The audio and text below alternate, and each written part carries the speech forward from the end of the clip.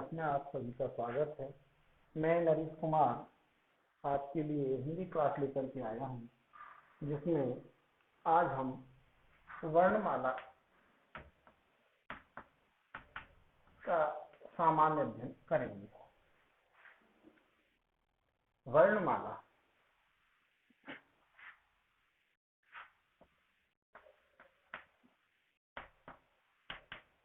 वर्णमाला जो है, इसका शाब्दिक अर्थ अपन निकालते हैं तो इसका शाब्दिक अर्थ निकलता है वर्णों की माला।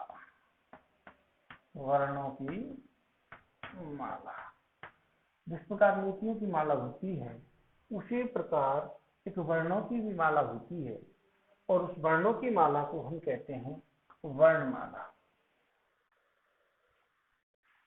वर्णमाला में दो प्रकार के वर्ण होते हैं। नंबर 1 स्वर वर्ण, नंबर 2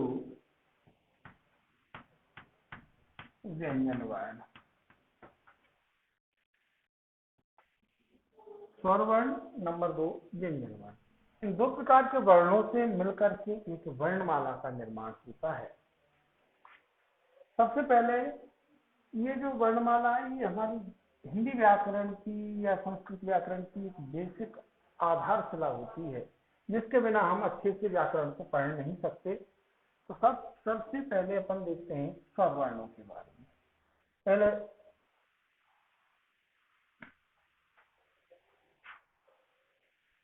वर्णमाला में सबसे पहले अपन देखते हैं वर्ण।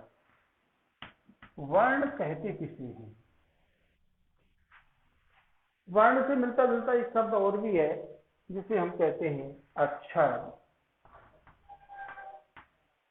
वर्ण और अक्षर को प्राय विद्वान एक मानते हैं, एक ही रूप से परिभाषित इन दोनों को करते हैं, जबकि इन दोनों में अंतर होता है। वर्ण कहते किसे हैं? वह ध्वनि जिसके हम टुकड़े ना कर सकें उसे हम वर्ण कहते हैं। वह ध्वनि जिसके हम टुकड़े ना कर सकें वर्ण कहते हैं। अक्षर की परिभाषा अलग होती है। अक्षर हमारे मुख के अंदर 8 मुखअवयव हैं, 8 उच्चारण स्थान हैं, जिनसे ये ध्वनि हमारे मुख से बाहर निकलती है। और जब ये 8 उच्चारण स्थान जो हमारे मुख के अंदर है, इनसे कोई ध्वनि हमारे मुख के द्वारा बाहर निकलती है और बाहर निकल कर के आकाश में जब गुंजायमान हो जाती है, तो उस गुंजायमान ध्वनि को कहा जाता है अक्षर। जैसे कि हम ओम का उच्चारण करते हैं,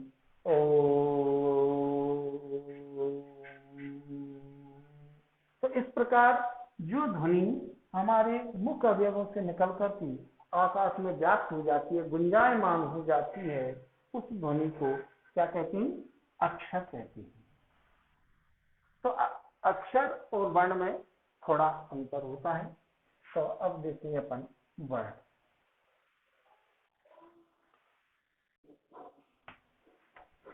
वह ध्वनि जिसके टुकड़े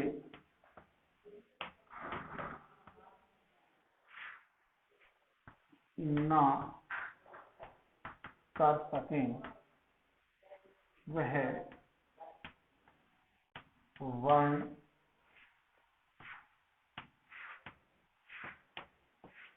कहलाती है। वह क्या कहलाती है? वर्ण कहलाती है। ऐसी ध्वनि जिसके हम टुकड़े ना कर सकें वर्ण कहलाती है। अविभाज्य ध्वनि, दूसरी जैसे अपन इसको कह सकते हैं दूसरे रूप में अविभाज्य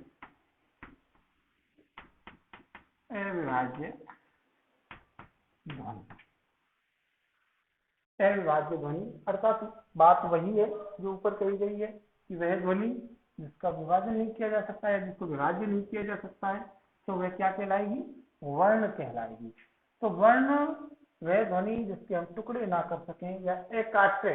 तीसरी बात अपन इसको इस प्रकार में लिखा जा सकता है एकाट्य।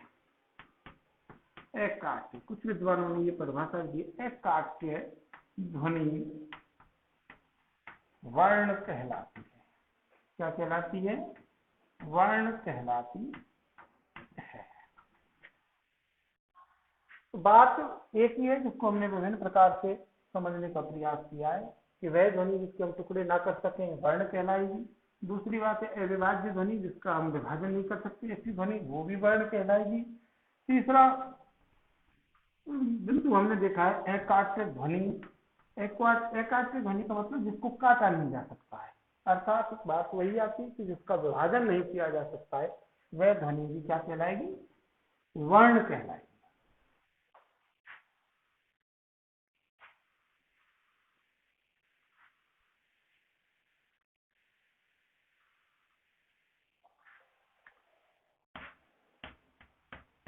वर्ण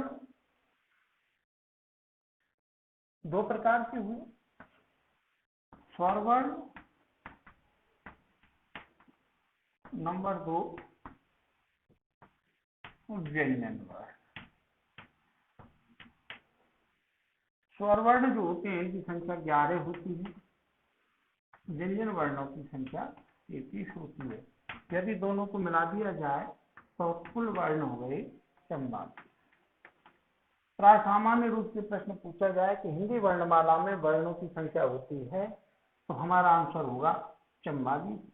प्राय हिंदी वर्णमाला में स्वरों की संख्या होती है तो हमारा उत्तर होगा 11।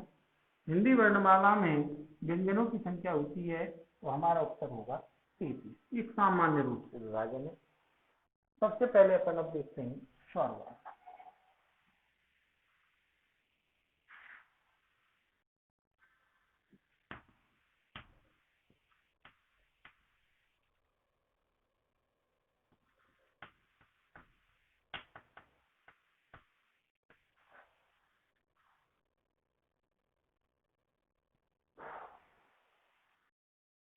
स्वर वर्ण कहते किसे हैं? वे वर्ण जिनके उच्चारण में हमें किसी दूसरे वर्णों की आवश्यकता नहीं होती है उन्हें हम स्वर वर्ण कहते हैं। स्वर वर्ण कौन कौन से होते हैं? अ, आ, ई, उ, री, ए, आई, ओ, औ।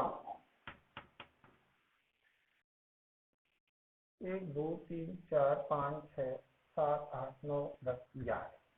तो टोटल स्वर वर्ण कितने हुए अपने पास? 11। ये स्वर वर्ण होते हैं। अंग और ए को स्वर वर्णों के अंतर्गत नहीं गिना जाता है। वे वर्ण अयोग वर्ण कहलाते हैं। उनके बारे में बाद में अध्ययन करेंगे। पहले ही देखते हैं ए आ ई उ री ए ऐ ओ औ। ये 11 स्वर वर्ण होते हैं। इनमें से भी फिर इन स्वर वर्णों को फिर आगे भी कई भागों में बांटा गया है जिनमें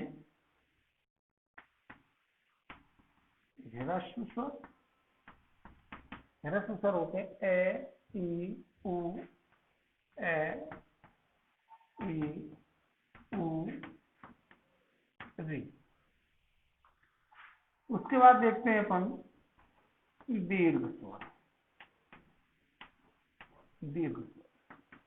दीर्घ स्वर होते हैं आ ई उ, आ ई उ। ह्रस्व स्वर होते हैं आ ई उ री 4। दीर्घ स्वर होते हैं बड़ा आ, बड़ी ई, बड़ा उ। इसके अतिरिक्त तो जो संयुक्त स्वर होते हैं, कौन से होते हैं? संयुक्त स्वर। संयुक्त स्वर होते हैं, ये होते हैं ए आई ओ औ। ये 4 जो वर्ण होते हैं ये संयुक्त वर्ण होते हैं।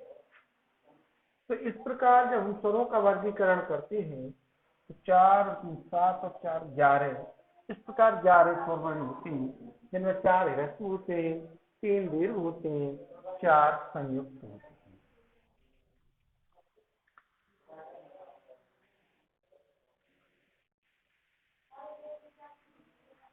अब देखते हैं संयुक्त स्वरों को। संयुक्त स्वर, संयुक्त स्वरों की संख्या कितनी बताइए? 4 बताइए। कौन कौन से? ए, आई, ओ, औ। इनको संयुक्त क्यों कहा जाता है? क्योंकि ये दो स्वरों के मेल से मिलकर के बनते हैं। जैसे कि ए बराबर आ प्लस टी, ए, और आ प्लस ए बराबर आई। आ और ई मिलकर के ए बनती है, और आ और ए मिलकर के क्या बनती है? आई। तो संयुक्त स्वर क्यों कहा जाता है? क्योंकि दो स्वरों के मेल से इनका निर्माण होता है, इसलिए इनको संयुक्त स्वर कहा जाता है, क्योंकि इनके बीच में दो स्वरों का मेल होता है। इसी प्रकार आ प्लस उ बराबर ओ, आ प्लस उ बराबर औ। ये चारों ही संयुक्त स्वर कहलाते हैं। इनमें भी जो आ और उ दो अलग अलग स्वर वर्ण हैं, दोनों से मिलकर के उ का निर्माण हो रहा है। आ और ओ ये दोनों अलग अलग हैं, इन दोनों से मिलकर के औ का निर्माण हो रहा है। प्राय प्रश्न पूछ लिया जाता है कि संयुक्त स्वर कौन कौन से होते हैं, या कौन कौन से वर्णों से मिलकर के बने होते हैं।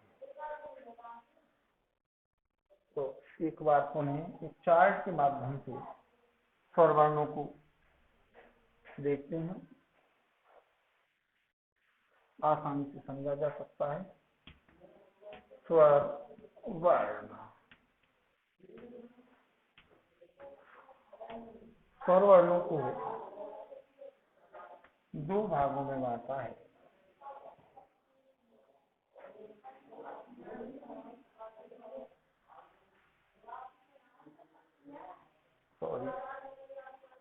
स्वर वर्णों को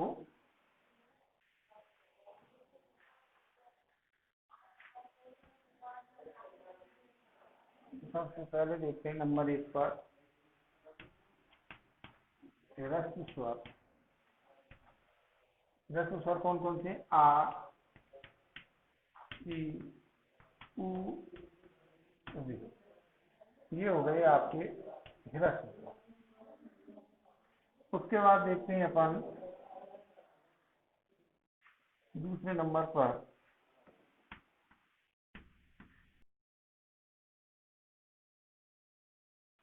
दीर्घ स्वर हो गए अपने बड़ा आ, बड़ी ई, बड़ा।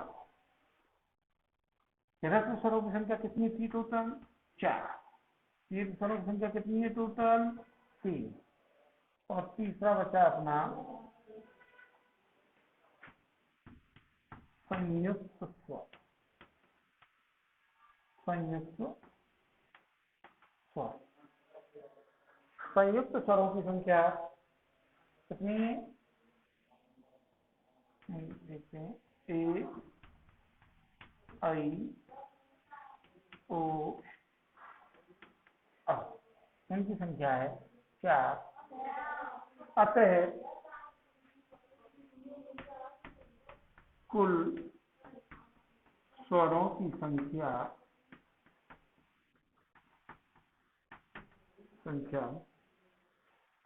4 प्लस 3 प्लस 4 बराबर 11। इस प्रकार हिंदी में सामान्य रूप से जब हम स्वरों का वर्गीकरण पढ़ते हैं तो कुल स्वरों की संख्या होती है 11।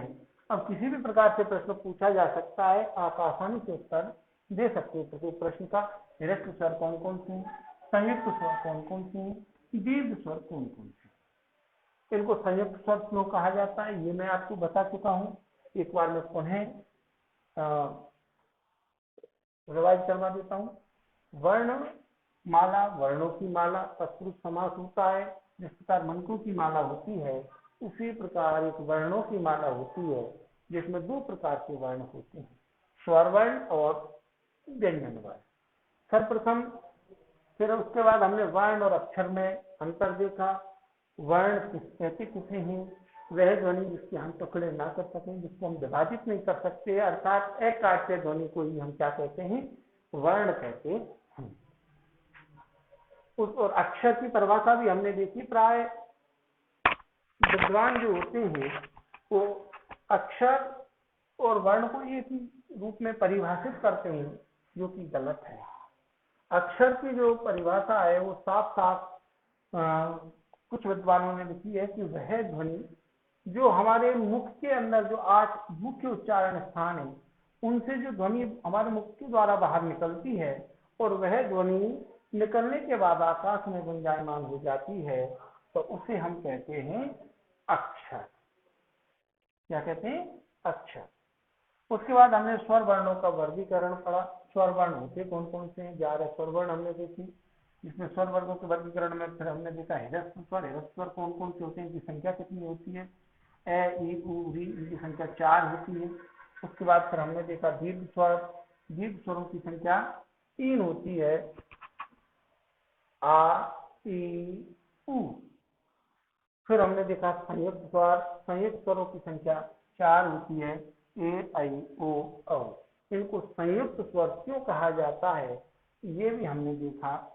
इनको संयुक्त स्वर क्यों कहा जाता है? क्योंकि ये दो स्वरों से मिलकर के बनते हैं। ए, आ प्लस ई बराबर ए होता है और छोटा आ प्लस ए बराबर आई होता है। आ प्लस उ बराबर ओ होता है और आ प्लस ओ बराबर औ होता है। इसलिए इनको संयुक्त स्वर कहते हैं। इस प्रकार 4 ह्रस्व स्वर हुए, 3 दीर्घ स्वर हुए, 4 क्या हुए? 4 क्या हुए? संयुक्त स्वर। इस प्रकार ये टोटल वर्ण जो है मिलकर के कितने बन गए? 11। तो स्वर वर्णों की जो संख्या है वो हो गई 11। अब जो हम प्राय ए, आ, ई, उ, री, ए, आई, ओ, औ अंक है, तो ये जो हम पढ़ते हैं तो इसमें से 2 वर्ण हमारे पास रह रहे हैं, अंग और है। नोट लगाओ और नोट में नीचे लिखो अंग और है। अंग का मतलब होता है अनुस्वार। क्या होता है? अनुस्वार। एह का मतलब होता है विसर्ग। क्या होता है? विसर्ग। अंग और एह यानी कि अंग का मतलब हुआ अनुस्वार, एह का मतलब हो गया विसर्ग। तो ये अयोगवाह वर्ण क्यों कहलाए?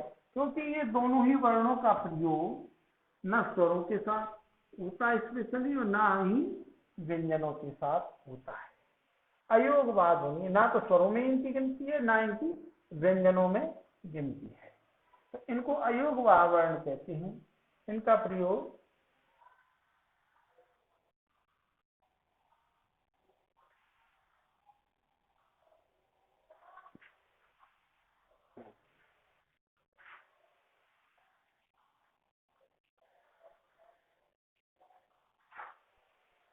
अंग और एह को अयोगवाह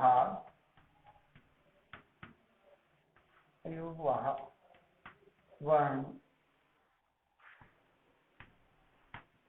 कहते हैं, क्योंकि इनका प्रयोग